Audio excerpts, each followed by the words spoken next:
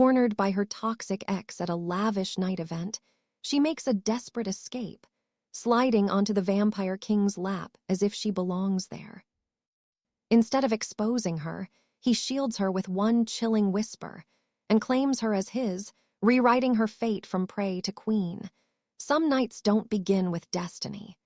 They begin with a mistake you make in a crowded room because fear is faster than logic.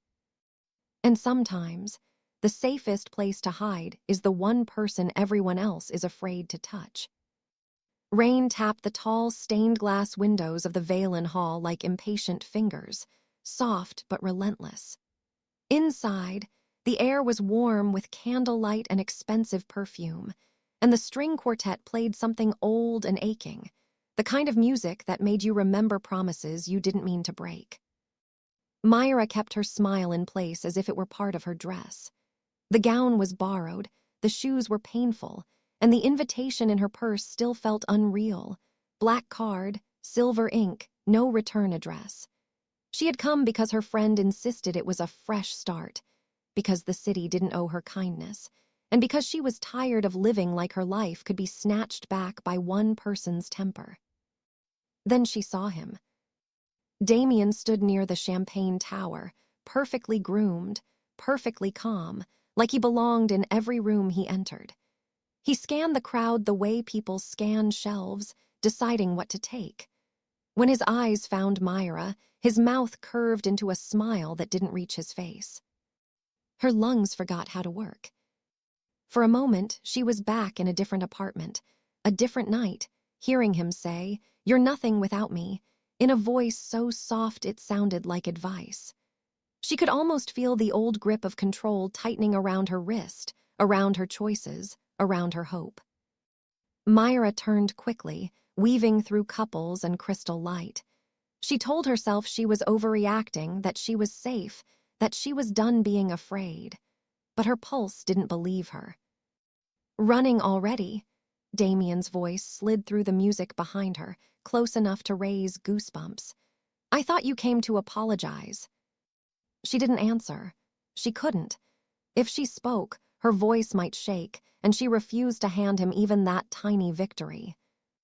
The crowd thickened near the center of the hall, where the guests seemed to orbit a raised velvet chair like moths around a flame. Mira hadn't looked at it earlier. She'd avoided it on purpose, because something about that seat, too ornate, too still, made her feel like the room was holding its breath. Now she understood why. The Vampire King was there. He didn't look like a monster from a story meant to scare children. He looked like a man the night itself had dressed, long white hair falling over a dark embroidered coat, a ringed hand resting on the arm of the chair, posture relaxed but unyielding. His skin was pale, yes, but not sickly.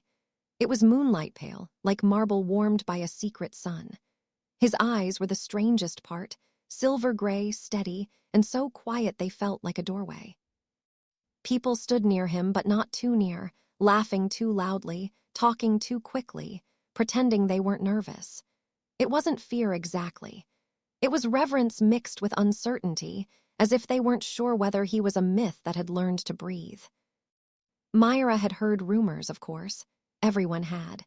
The city spoke of him the way it spoke of storms, careful, respectful, and with a little superstition. They said he ruled the night districts without cruelty. They said he never raised his voice. They said he was merciless to oath breakers and strangely generous to the poor. They said he drank blood, yes, but never from those who hadn't offered. They said a lot of things. None of it helped Mira when Damien's hand brushed her elbow, light as a warning.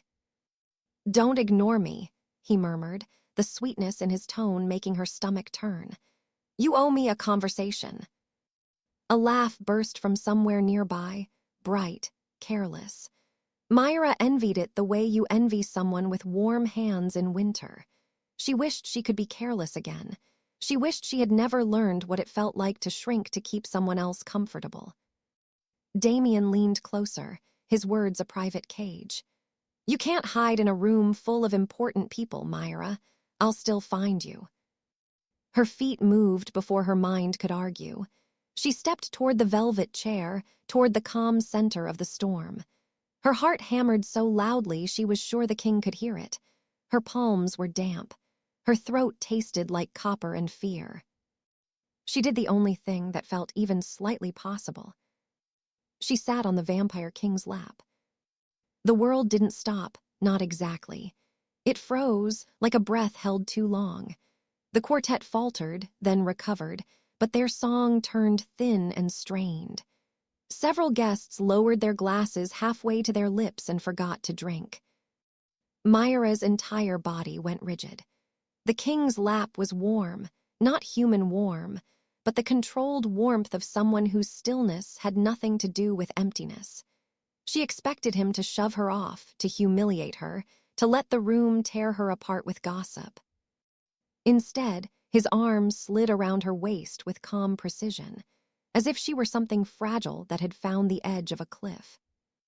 Up close, she noticed details that didn't fit the rumors: the faint scent of cedar on his coat, the quiet steadiness of his breathing, the way his hand rested, not possessive, not rough, simply present. Mira kept her face composed, praying her eyes wouldn't betray her panic. She could feel Damien behind her now, stopped short by the unspoken rule of the room: you do not approach the king uninvited. But Damien wasn't good at rules when they didn't favor him. "My apologies," Damien said loudly, forcing charm into his voice. "I didn't realize she was occupied." Mira felt the king's gaze lift, slow and cold in the direction of her pursuer. The temperature in the air seemed to change, as if the candles had decided to burn lower. The king didn't speak right away. He studied Damien with the calm of someone who had seen too many men pretend they were harmless. When he finally moved, it was only to tilt his head slightly, an almost polite curiosity. And then he leaned close to Mira's ear. His voice was barely a thread of sound, meant for her alone. "Breathe," he whispered. "You are safe for as long as you tell the truth." Mira's eyes stung, and she hated that. She hated tears because they had been used against her before. But the king's words didn't feel like a trap. They felt like a door unlocking. Damien laughed, sharp and small. "Mira, get up. You're embarrassing yourself." The king's arm tightened the slightest bit, not like a chain, more like a steadying hand when you're learning to stand on your own. Mira swallowed hard. She could sense the room waiting to see who she would become in the next 5 seconds. The woman who shrinks, or the woman who chooses herself. She turned her head just enough to look at the king's face. His expression was controlled, almost unreadable, but his eyes were not cruel. They were patient, as if he'd made peace with waiting for frightened people to find their own strength. "Why are you helping me?" she breathed. His answer was so soft she almost missed it. "Because I know what it costs to be owned." The words hit her like a bell struck in an empty church. Mira felt something shift in her chest, an unexpected ache of recognition, and underneath it, a flicker of courage that didn't belong to fear. Damien took a step closer, ignoring the stares. "This is ridiculous. She's not yours, she's..." The king's gaze didn't waver. He didn't threaten. He didn't raise his voice. Yet something about his silence made Damien's sentence stumble, like a man walking into deep water without realizing it. Mira realized, with a strange clarity, that the king wasn't just powerful. He was disciplined. The kind of power that didn't need to prove itself every minute. She gathered her breath the way you gather a cloak around your shoulders. Her voice came out steadier than she expected. "I don't belong to anyone," Mira said, loud enough for the nearest guests to hear. "Not anymore." Damien's smile tightened. "You're being dramatic. Come with me and we'll talk like adults." A familiar sickness rolled through her stomach, the old reflex to smooth things over, to keep the peace, to sacrifice herself so the room could stay comfortable. It would be easier to stand up, laugh it off, follow Damien to somewhere private where he could twist her words until she doubted her own memory. Easier. Not better. Myra placed one hand lightly over the king's arm, not as a claim, but as a request. She met Damien's eyes and did not look away. "I'm not going with you," she said, "and if you take one more step, I will ask for help." Damien's face flickered, surprise first, then irritation, then something uglier that he tried to disguise with a chuckle. "Help! From him!" He nodded toward the king as if it were a joke. "Do you know what he is?" The king finally spoke, his voice low and even, carrying without effort. "I know what you are." Damien's laughter stopped. The room seemed to tilt toward the king, every guest suddenly listening, as if they'd been waiting years for someone to say that exact sentence. Myra felt the king's attention settle on Damien like a winter sky, vast and unavoidable. Damien's confidence cracked at the edges. "This is between me and her." The king's expression didn't change, but his fingers, still gentle, shifted against Myra's waist as if anchoring her. "Then you should have treated it that way," he said, "from the beginning." Myra's throat tightened. The words weren't dramatic. They weren't performative. They were simple, and that made them devastating, because simple truth is harder to argue with than any accusation. Damien opened his mouth, ready to strike back with the weapon he always used. Charm sharpened into blame. But before he could speak, the king leaned close to Myra again. This time, his whisper carried something that made her skin prickle. Not fear, but a sudden sense that she'd stepped onto a path she could no longer pretend not to see. "Tell me," the king murmured, "is he the one who left bruises on your life where no one could see?" Myra's breath caught.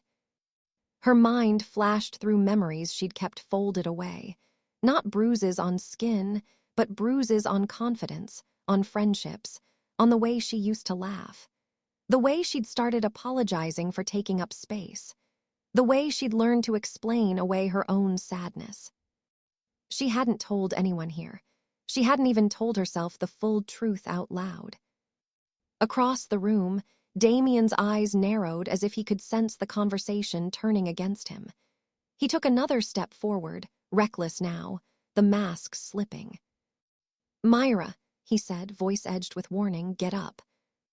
The king's arm remained steady around her, but Myra felt something else now, an invisible tension in the air, like the moment right before thunder. Not violence, not cruelty, just power held tightly in check. Myra realized, suddenly and painfully, that she was not only hiding anymore. She was being seen. And if she answered the king's question, if she told the truth in front of this room, there would be no going back to the version of herself that stayed quiet to survive. Her lips parted, trembling with the weight of a single word. Outside, the rain struck the windows harder, as if the night itself was urging her forward. Myra lifted her chin, looked straight at Damien, and finally chose the truth she'd been too afraid to name. But before she could speak it, Damien reached into his pocket and pulled out something small and familiar, something that made Myra's stomach drop, because it wasn't just a threat. It was proof. The king's eyes flicked to it, and the calm in his face sharpened into something dangerously focused. Myra's voice vanished in her throat as she realized Damien hadn't come here just to drag her back. He'd come to ruin her. And the vampire king, still holding her like she mattered, whispered one last sentence that turned her blood cold with hope and fear at the same time. "Whatever he shows them," the king said, "do not let it decide who you are." Myra stared at Damien's hand, at the object that could shatter her fragile new beginning, and she felt the whole room leaning in. Because the next moment would change everything. Damien held the small object up between two fingers like it was nothing, like it couldn't split a life in half. The candlelight flashed over smooth metal and a black stone, and Myra's stomach dropped because she recognized it instantly. It was her father's old signet ring, the one she'd kept in a cotton pouch at the back of her drawer, the one that made her feel less alone on hard days. She hadn't worn it tonight. She hadn't even told Damien it still existed. A soft murmur spread through the hall, not because the guests knew what the ring meant to Myra, but because they could feel the shift in the air. Blackmail didn't need an explanation. The room understood the language of control. Damien's voice turned silky, almost playful. You see, she's not some innocent runaway. She takes things. She lies. And she always comes back when she realizes she can't stand on her own. Myra's hands went cold. Her first instinct was to stand up, to snatch it, to beg him quietly so no one would watch her lose dignity in public. That was how he'd trained her.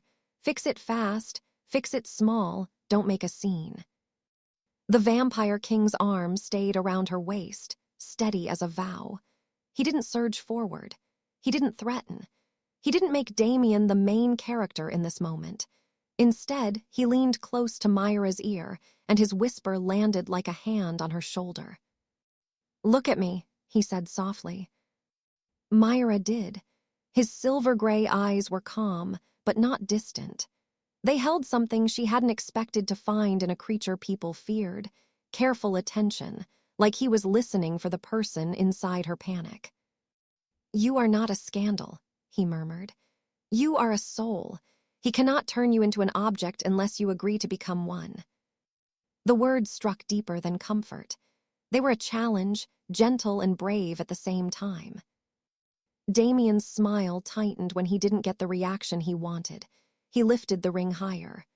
Myra, come here, take it back, apologize, then we can stop pretending. The king finally moved, not with anger but with quiet authority. He stood up, and when he did, the room seemed to rise with him. Myra slid from his lap to her feet, her knees weak, her pride trembling, but she stayed beside him. He didn't place himself in front of her like she was helpless.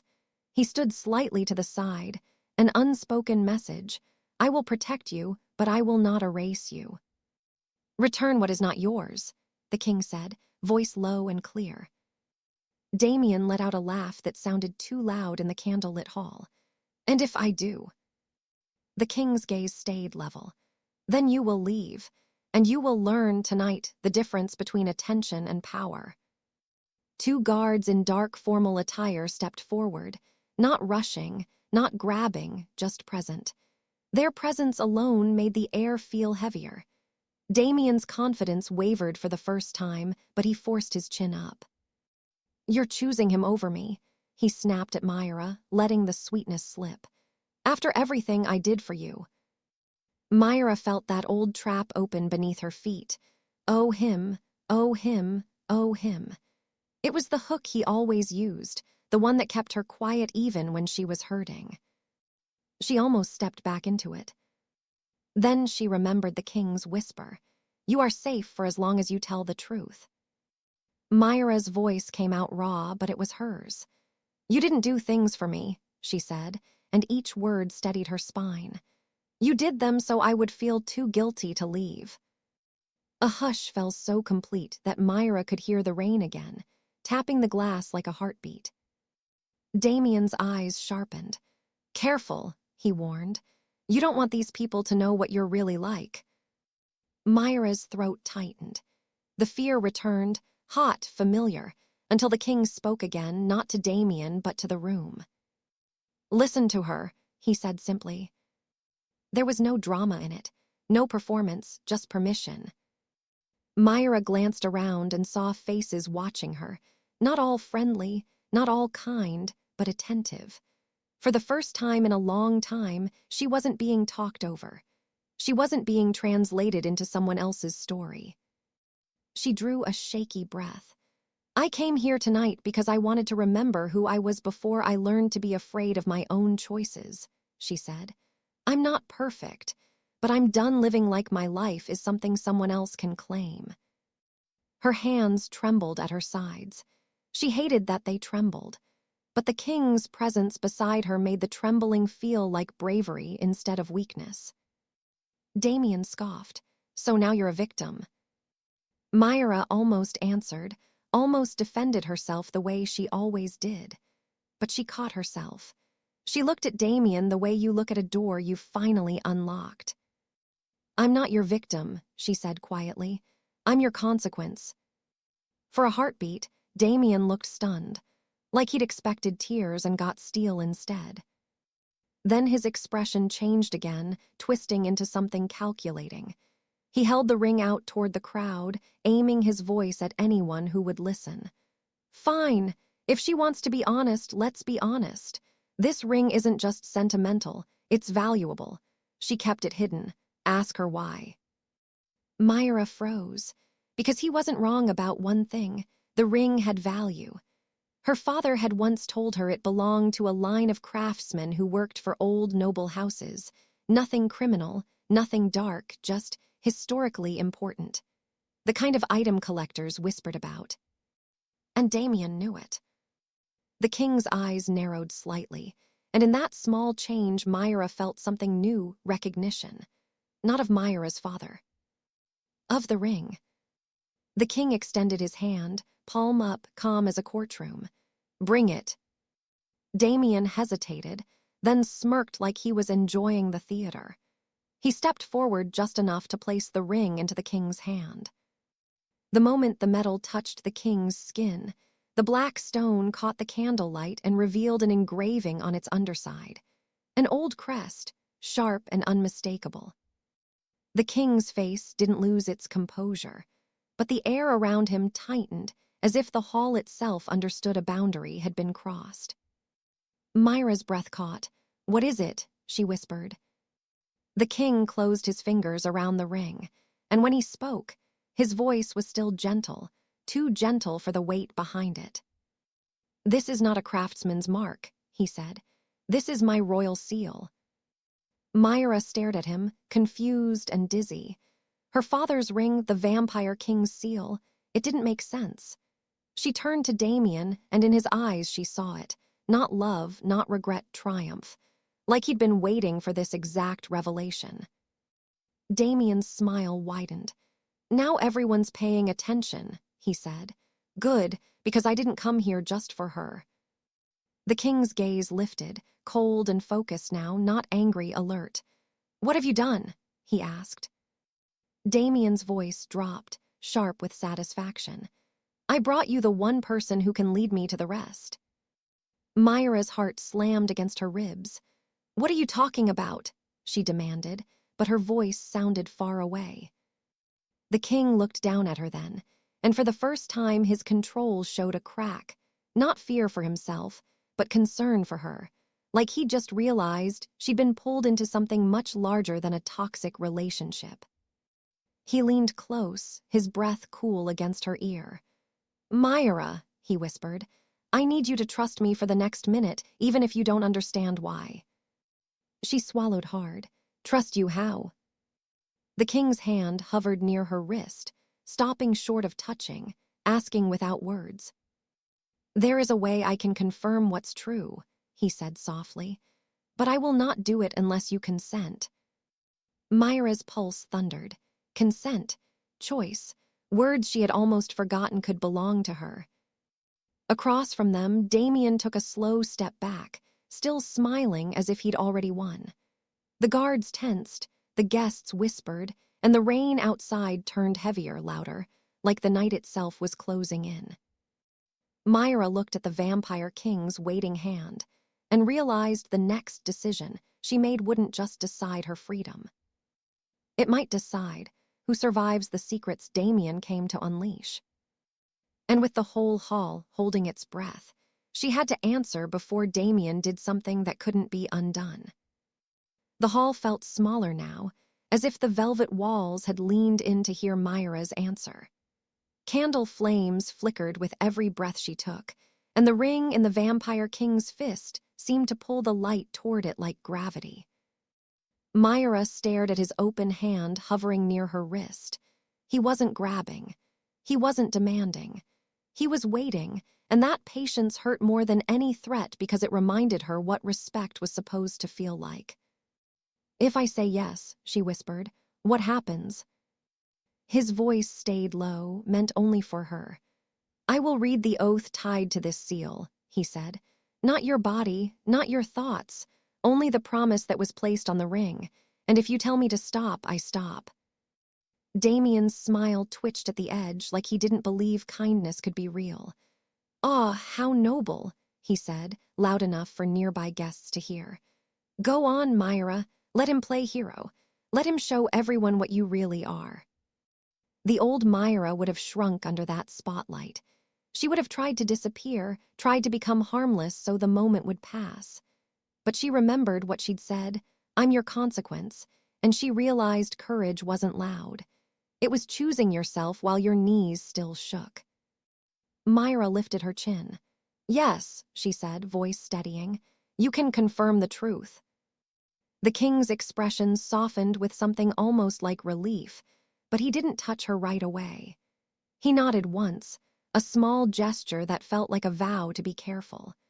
Then he placed 2 fingers lightly against her wrist and pressed the ring to her skin with the gentleness of a doctor taking a pulse. The world didn't explode into magic. It went quiet. The music in the background faded until it sounded far away, as if someone had closed a door between Myra and the room. The candlelight dimmed, and for a heartbeat Myra felt suspended, neither falling nor standing, just held in a stillness that was strangely safe. Then images came, not like a movie, but like memories that belonged to the air. A man's hands rough from honest work, slipping the ring into Myra's small palm when she was a child. Her father's voice, tired but warm. "If you ever feel trapped, remember this. Some doors open only when you refuse to be afraid." A second scene followed, sharper, older. Her father standing in a narrow alley lit by moonlight, facing a pale figure with silver-gray eyes. This same king, younger, wounded in pride more than body, his posture rigid with the expectation of cruelty. Myra's father didn't bow. He didn't beg. He simply offered the ring like a promise. "A seal for a shelter," her father said in the memory. "If my daughter ever needs protection, you will give it, not as a favor, as an oath." The king in the vision looked stunned, then something in his face broke open, something lonely, something human. He placed his hand over the ring and answered quietly, "I swear it." Myra gasped as the vision released her. The hall's sound rushed back, murmurs, clinking glasses, a nervous laugh that didn't know where to go. Her eyes burned. Not from fear this time, but from the strange ache of realizing her father had been fighting for her long before she understood what a fight was. The vampire king withdrew his hand immediately, as if he'd touched a flame. His gaze dropped to Myra, and the compassion there wasn't performative. It looked like regret. "I did not expect this," he admitted. There was humility in the way he said it, like a man who hated being wrong when someone else might pay the price. Myra swallowed. "You knew my father."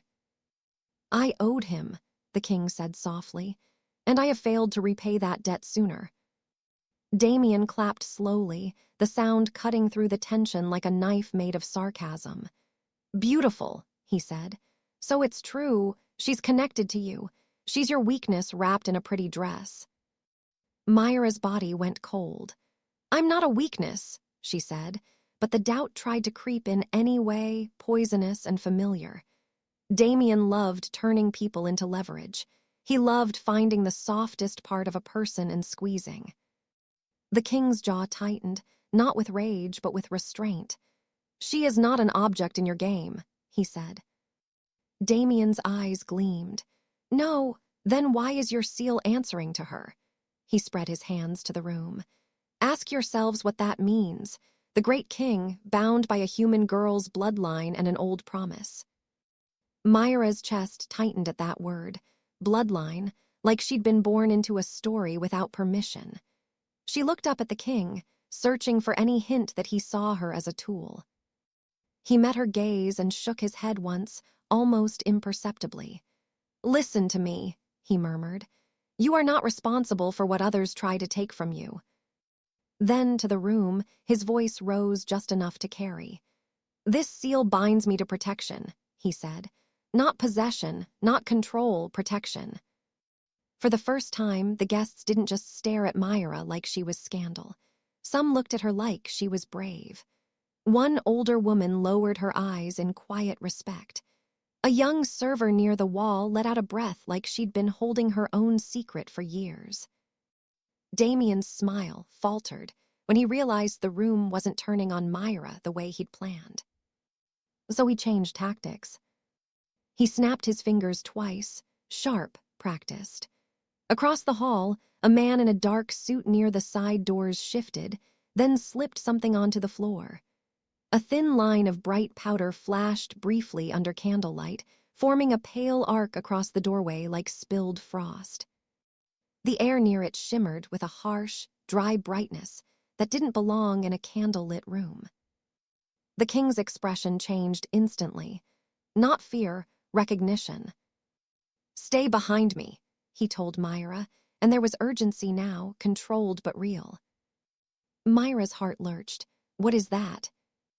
"A boundary dust," he said, voice tight. "Not lethal, but it can trap those of my kind. It's how cowards start cages without calling them cages." Damien backed toward the doors, pleased with himself. "You're surrounded by admirers, King," he said lightly. "Surely you can entertain them while I take what I came for." Mira understood then, sickeningly, that Damien hadn't needed to overpower anyone. He only needed to create a moment where the king couldn't move freely, where the king's own restraint would become a chain. The king's guards stepped forward, but the shimmering line at the doorway made them hesitate, unsure where the trap ended. The guests began to panic in polite, dangerous ways, too many bodies shifting at once, too many whispers turning into fear. Myra's mind raced. She could run. She could hide. She could let the king handle it because he was powerful and she was tired. But she remembered the vision, her father's hands placing the ring in her palm, the words about refusing to be afraid. She remembered what the king had done for her already. He hadn't taken her choice away. He'd handed it back.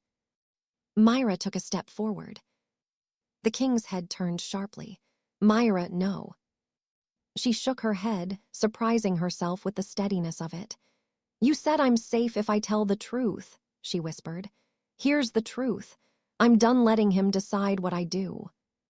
Before the king could stop her, Mira walked toward the shimmering line on the floor. The brightness pricked at her skin like sunlight through thin curtains, not painful, just warning. She knelt carefully, ignoring the gasps behind her, and looked closer. The powder wasn't scattered randomly. It was drawn with intention, an arc meant to corral, not just block. And near the edge, she saw a small break in the line, hidden beneath a fallen napkin, like someone had tried to make it look continuous. A trap with a flaw. Myra's breath steadied. Her hands were shaking, but she forced them to move gently, precisely. She pinched the napkin, lifted it, and the break in the line became obvious, a gap wide enough for a person to step through if they knew where to place their foot.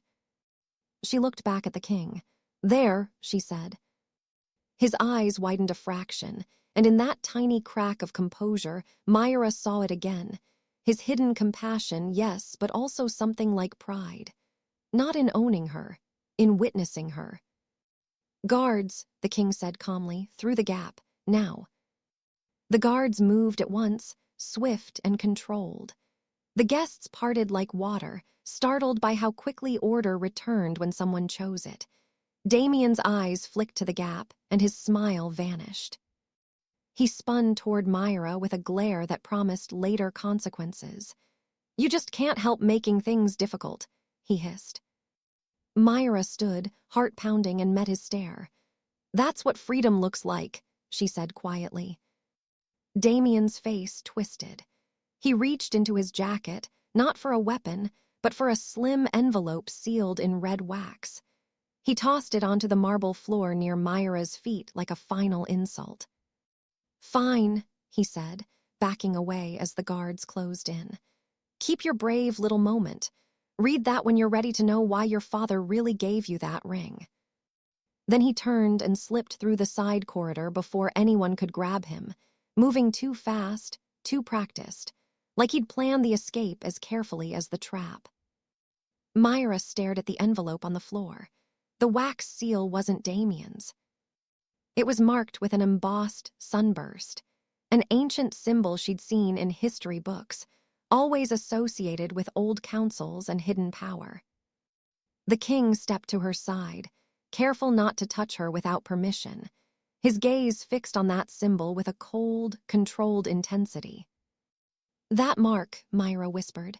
"What is it?" The king's voice came out quieter than before, but heavier. "It belongs to the Dawn Council," he said. "They don't attend parties, they attend endings." Myra's fingers hovered over the envelope, fear and determination tangling in her chest. She wanted to leave it unopened. She wanted to burn it. She wanted to pretend her life was still small enough to be simple. But she had chosen truth. She picked it up, the wax cool against her skin, and broke the seal with a trembling thumb. Inside was a single folded letter and a smaller item wrapped in black cloth. Mira unfolded the paper first, and her eyes caught the opening line. "Mira, if you are reading this, then Damien has already found you. And the one you call the Vampire King is the only person who can keep you alive long enough to forgive me." Myra's breath stopped as the room seemed to tilt again. Her hands shook harder now, not from Damien, not from the crowd, but from the terrible possibility that her father's love had come with a secret she was never meant to carry. She lifted her eyes to the king, voice barely audible. He's alive." The king didn't answer right away. His gaze moved to the black cloth bundle in her hand, as if he already knew what it contained, as if he'd been afraid of this moment for a very long time. And when Mira began to unwrap it, the king finally spoke, soft, urgent, and full of a pain he was trying not to show. "Whatever is in there," he said, "was meant to wake something I've kept sleeping." Mira pulled the cloth back. A second ring gleamed in the candlelight, matching the first, but cracked down the middle, as if it had been broken on purpose. And the moment she saw it, the seal in the king's hand grew ice gold, and every candle in Valen Hall flickered at once.